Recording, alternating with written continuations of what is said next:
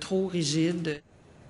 Les critiques dans l'affaire Pastagate ne resteront pas sur leur faim, si vous me permettez le jeu de mots.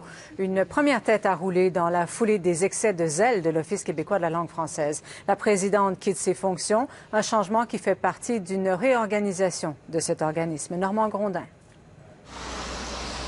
Sérieux coup de barre à l'Office québécois de la langue française. En réaction à ce qu'il est convenu d'appeler l'affaire Pastagate, la ministre Diane de Courcy passe un grand coup de balai dans les bureaux de l'Office. Dans la foulée des changements qui vont s'opérer à l'Office, je vous annonce le départ de Mme Louise Marchand à titre de présidente directrice générale. L'affaire Pastagate, en référence au restaurant montréalais Buonanotte, qui était l'objet d'un excès de zèle des inspecteurs de l'Office, a sérieusement secoué cet organisme, chargé de l'application de la Charte de la langue française. On n'a pas tous été très fiers, mais je vois aussi que c'est une opportunité.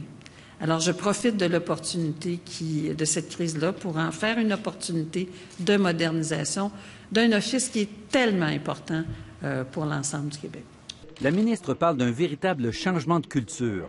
L'OQLF sera moins orienté sur l'enquête et les poursuites et plus sur la communication et l'accompagnement avec les entreprises. Massimo Lecasse, propriétaire du Buonanotte, espère que ces changements vont améliorer les choses.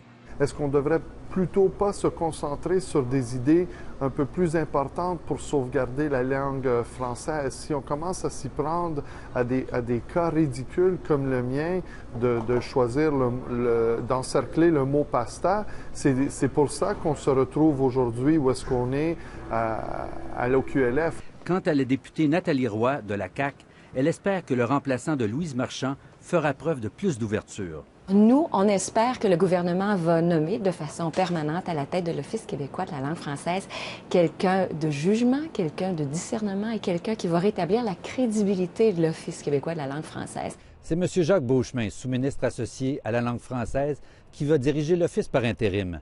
La ministre compte sur lui pour mettre rapidement un peu d'huile dans les relations parfois grinçantes entre les fonctionnaires et les restaurateurs.